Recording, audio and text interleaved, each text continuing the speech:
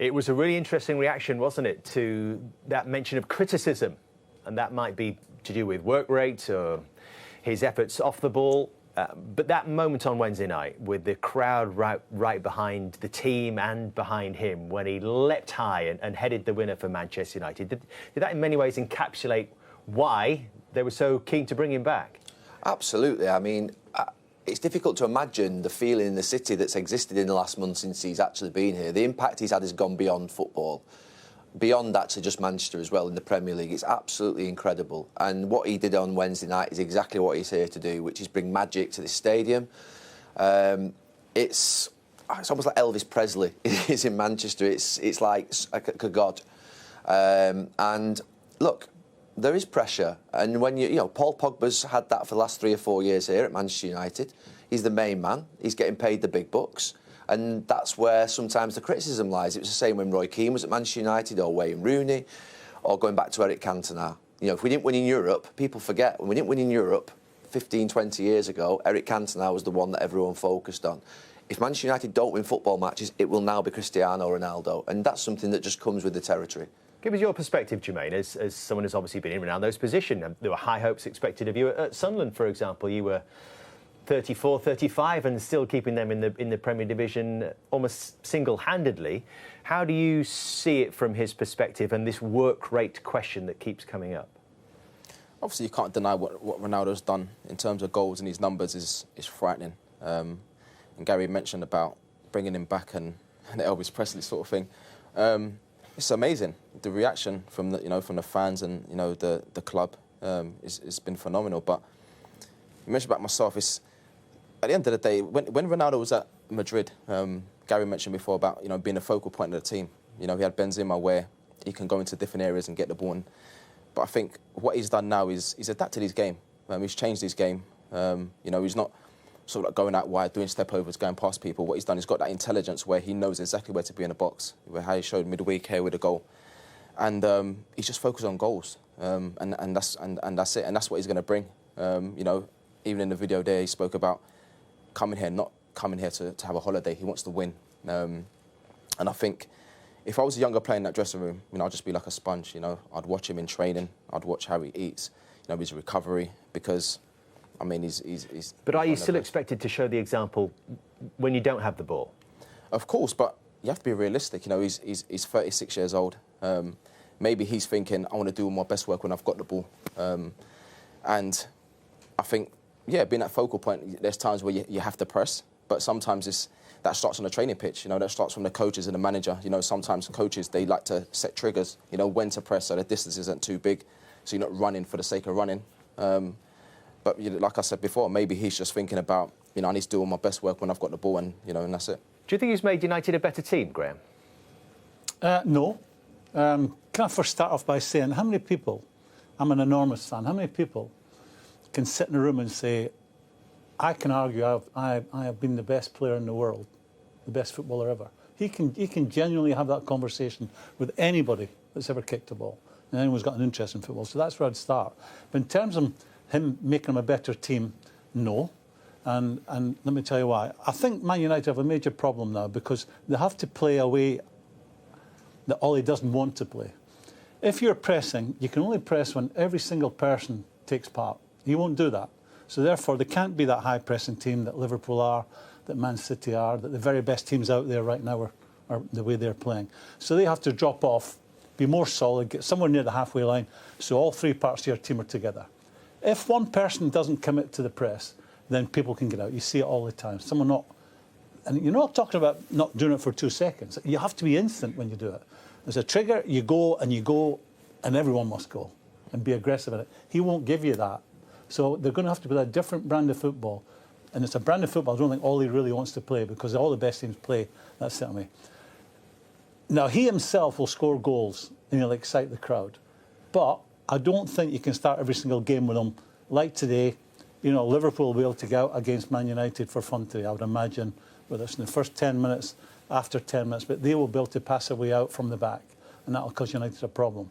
But You know, would you still take him? Yeah, I would take him, but I think the conversation would have to have been along the lines: you won't be starting every game, but you'll be coming on and being a big influence over the 9 months. Graeme talks about the brand of football that Manchester United are forced to play to get Ronaldo into the side. Can you then be successful with that brand of football? You can be successful with any brand of football. There's no right or wrong way. And the conversation we're having now about Ronaldo is that hasn't changed from 10 years ago when he was here. When he played in Gary's team, that was winning everything. Possibly one of the greatest Man United teams of all time was around 2008, 2009, where they were getting to lots of Champions League finals. Ronaldo was having to play up front then, and Rooney was having to go wide, maybe with Tevez, because he wouldn't do the running then.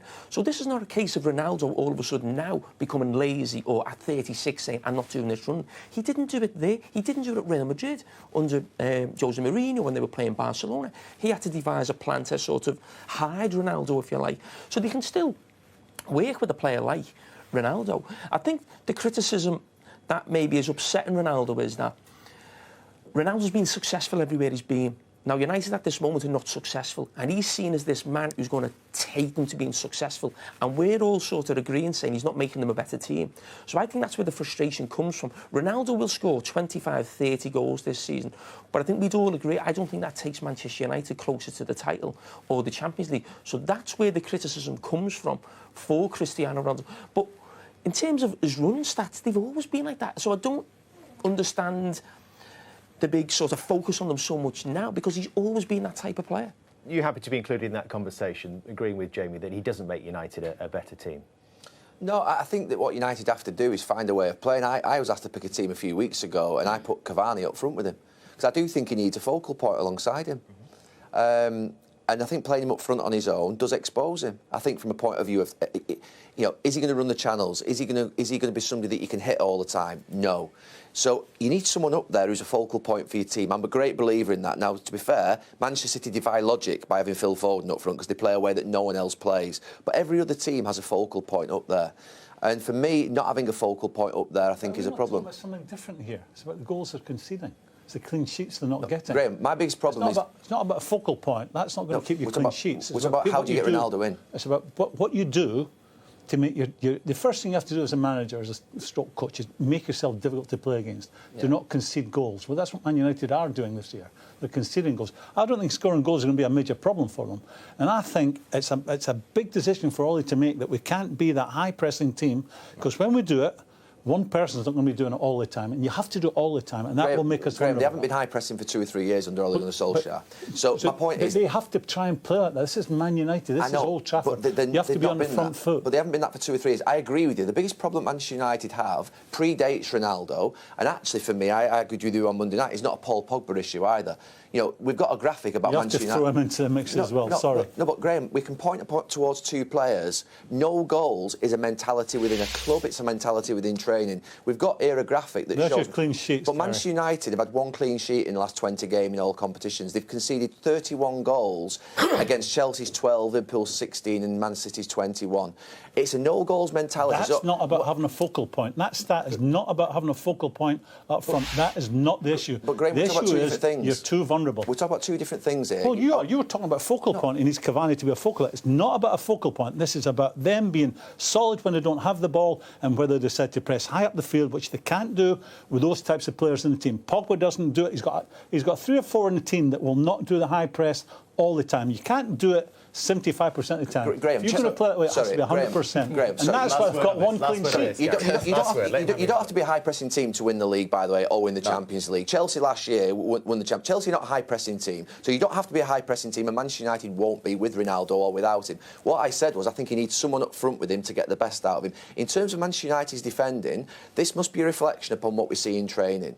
You go out to training, you've got your 6v2, the 2 in the middle have got to go and win that ball back as quickly as possible. They've got to stop the ball getting played through the middle of them. You then go into your 4v4 with 2 floaters. That 4 have got to make sure that 6 don't get an accumulation of passes. You go into your small-sided games, and you've got to make sure that people don't shoot on goal, and it's an insult if it goes in the back of your net. No, my point is, this is a mentality. I told you we'd enjoy today. No goals is a mentality that's got to exist right throughout the coaching, the training sessions, and the club. At the moment, when you watch Manchester United, I watched Manchester United last week, and I see a team who aren't pressing, that aren't intense. Can I say something, Dave? Yeah, go on. Very last thought. Cristiano or Paul Pogba. Obviously, we watched. When These two jokers over here. we're speaking about pressing. Obviously, when Leicester won the league, and they sort of like played in a sort of like medium block sort of thing.